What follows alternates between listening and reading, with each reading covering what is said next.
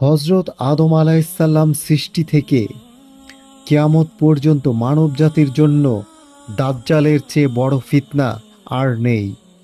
সে এমন অলৌকিক বিষয় দেখাবে যা দেখে মানুষ দিশেহারা হয়ে পড়বে।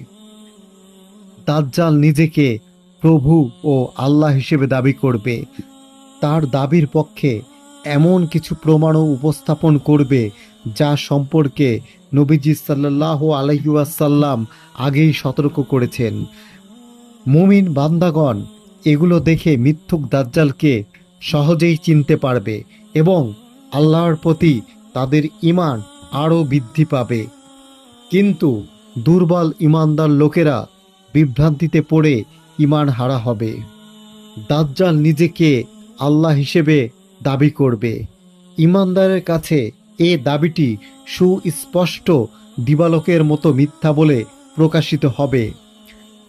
দাজ্জাল তার দাবির পক্ষে যত বড় অলৌকিক ঘটনাই পেশ করুক না কেন, মুসলিম ব্যক্তির কাছে এটি সুস্পষ্ট হবে যে সে একজন অক্ষম মানুষ, পানাহার করে, নিদ্রা যায় এবং পেশাব পায়খানা করে।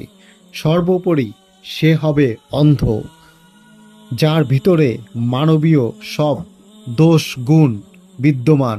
সে কিভাবে আল্লাহ হতে পারে? একজন সত্যিকারের মুমিনের বিশ্বাস হলো মহান আল্লাহ সর্বপ্রকার মানবীয় দোষ ত্রুটি হতে সম্পূর্ণ মুক্ত। কোনো সৃষ্টিজীবী তার মতো নয়। আল্লাহকে দুনিয়ার জগতে কোনো মানুষের পক্ষে দেখাও সম্ভব নয়।